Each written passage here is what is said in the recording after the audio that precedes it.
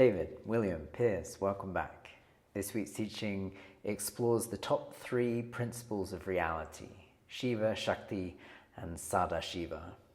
It invites us into one of the deepest insights of Tantric tradition, that the essence of reality is not divided between God and creation, spirit and matter, or the sacred and the ordinary. Instead, it reveals Śiva and Śakti as 2 inseparable aspects of one reality, like fire and its heat, where stillness and movement, awareness and energy exist as one. Even the first impulse toward creation arises not from separation, but from the divine's joyful longing to express and know itself through the richness of life. Perhaps the most liberating aspect of this teaching is that it doesn't ask us to choose one way of understanding the divine. Instead, it reminds us that every genuine perspective is simply another window into the same infinite mystery. Awakening, then, is not about finding a better concept of God, but about recognizing that the awareness, reading these words, hearing this voice, the life flowing through your body and the world surrounding you are all expressions of the same living consciousness. So with that framework in mind, let's see and explore this week's questions. Question 1. According to this week's teaching, what does the word Śiva primarily refer to? Have you ever had an argument with someone who you love, and once the emotion settled, you realized that underneath everything that was said, your love for one another had never actually disappeared? When we're caught in emotion, it's easy to believe the emotion is the whole relationship. The same thing happens within ourselves. We mistake temporary thoughts and feelings for who we really are. Imagine the ocean during a storm. The surface is rough and unpredictable, yet thousands of meters below, the water remains calm. The storm doesn't create or destroy the ocean, it simply disturbs the surface. In Tantric teaching, Śiva is the peaceful ground of all reality and pure consciousness. Rather than referring primarily to a God somewhere outside of us, Śiva points to the still, formless awareness that underlies every experience. Śiva is described as the ground of being, the spaciousness that holds every thought, emotion, and experience without ever being disturbed by them. So the next time you feel emotionally activated, ask yourself, am I reacting to the storm or remembering the ocean beneath it? Question 2. What does the teaching say about the relationship between Śiva and Śakti? Have you ever tried to separate someone's actions from who they are, perhaps judging one mistake as though it defined their entire character? We naturally separate things that actually belong together. We separate people from their potential, ourselves from our worth, and awareness from life itself. Think about dancing. There isn't a dancer on one side and the dance on the other. The dance is simply the dancer in motion. Tantra teaches that Śiva and Śakti are inseparable aspects of one reality. Śiva is the stillness of consciousness, while Śakti is its dynamic power to know, create, and express itself. There are not 2 separate beings, but 2 complementary ways of understanding the same living reality. The next time someone surprises you, ask yourself, am I judging one moment or seeing the whole person? Question 3. Which example best illustrates the relationship between Śiva and Śakti? Have you ever sat beside a fire on a cold evening? You don't stop to think about whether you're experiencing the fire or the warmth, you simply experience both together. Many of the divisions we create in life exist only in thought. The more we recognize what naturally belongs together, the more connected life begins to feel. Fire and heat cannot be separated. Remove the heat and it is no longer fire. Remove the fire and there is no heat. They're distinct, but inseparable. This is why Tantra so often uses fire as its heat to describe Shiva and Shakti. Shiva is like the fire itself. Shakti is its power to radiate warmth.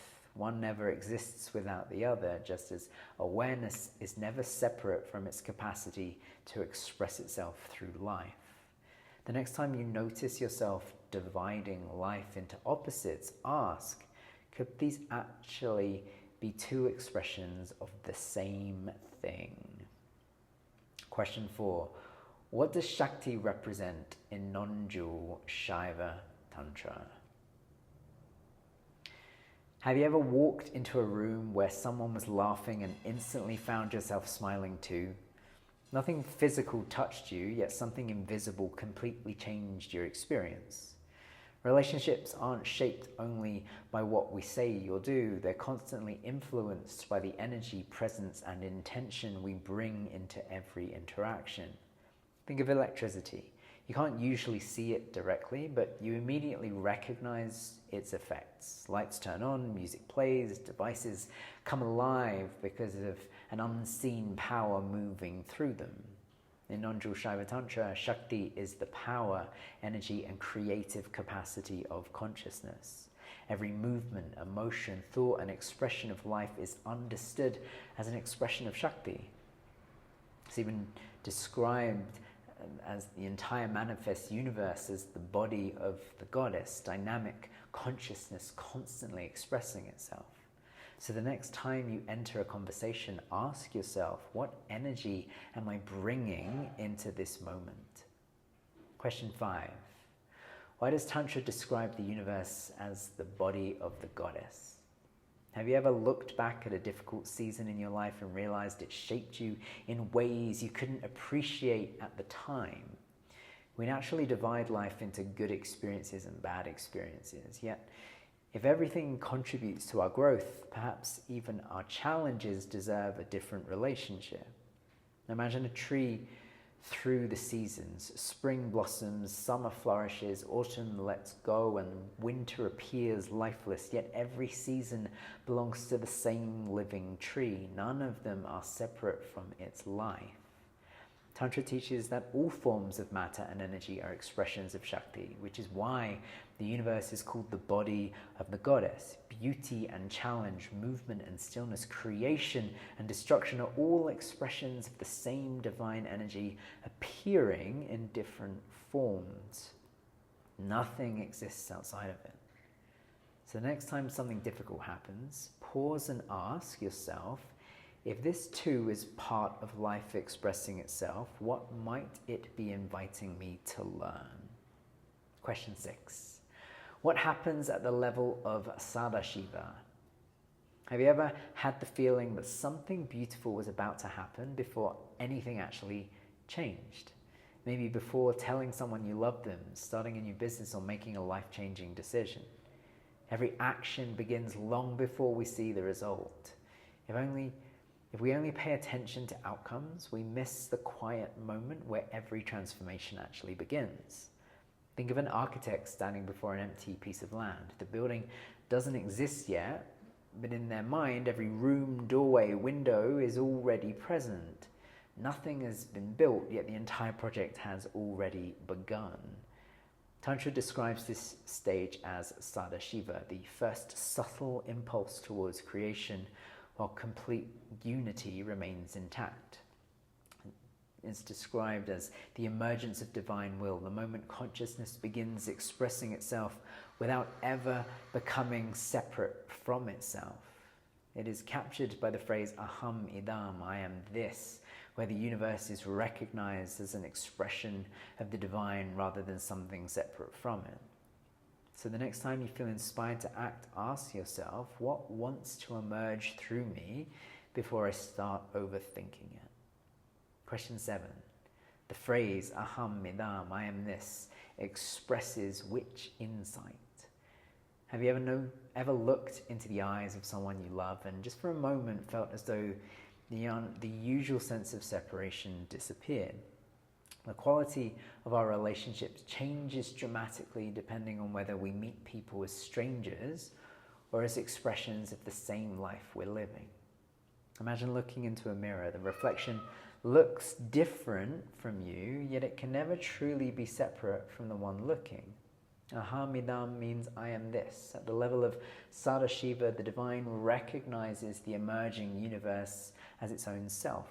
Rather than seeing creation as something outside of God, Tantra teaches that the universe is consciousness recognizing itself in countless forms.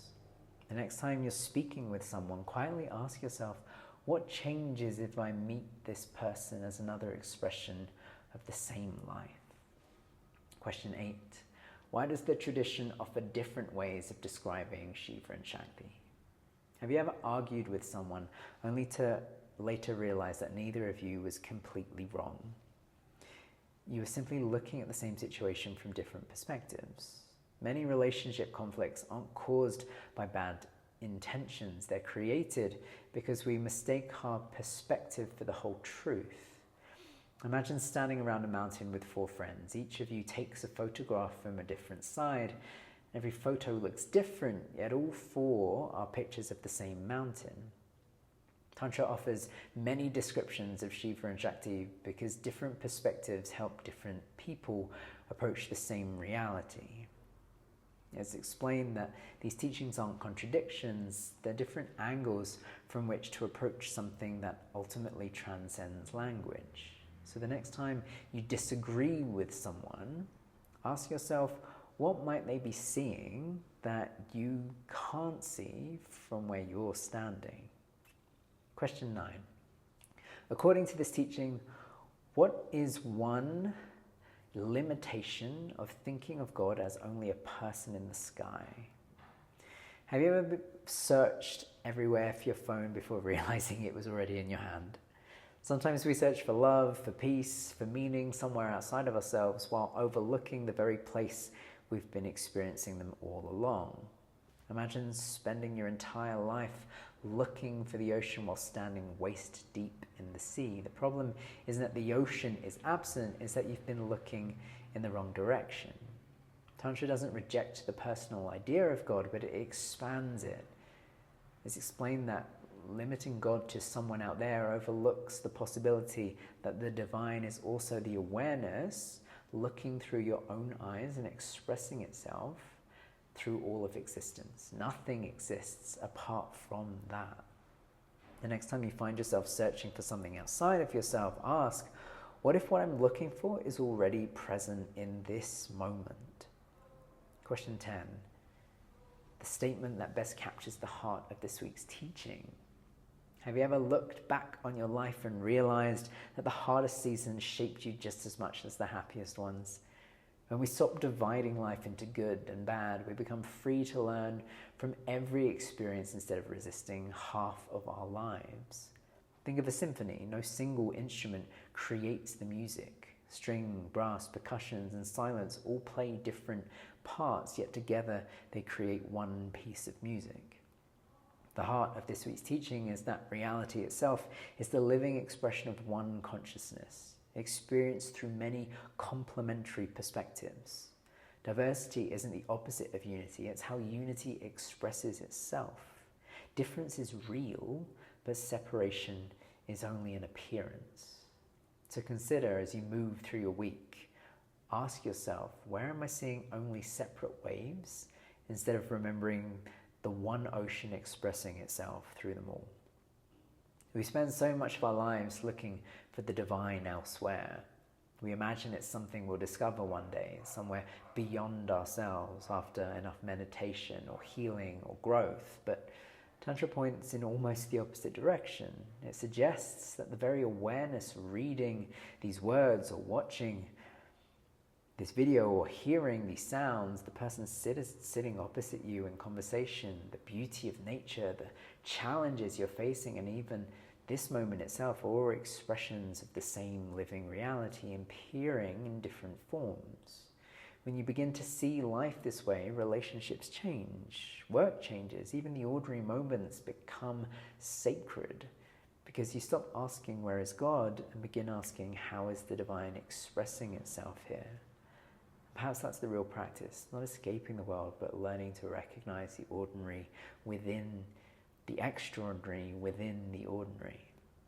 If you'd like to see these teachings and how they apply in the everyday life, what they look like in the real life rather than simply understanding them intellectually, I'll link the newsletter that explores how I've integrated them into my own life this week. And if you're ready to apply these teachings to your own life, an invitation to follow the link in the description and book a free breakthrough call where we can explore a story, emotional pattern that's been keeping you stuck. And if one of these questions stayed with you, let me know in the comments. I'd love to hear what landed most. Thank you for being here, and I'll see you in the next transmission. Cheers.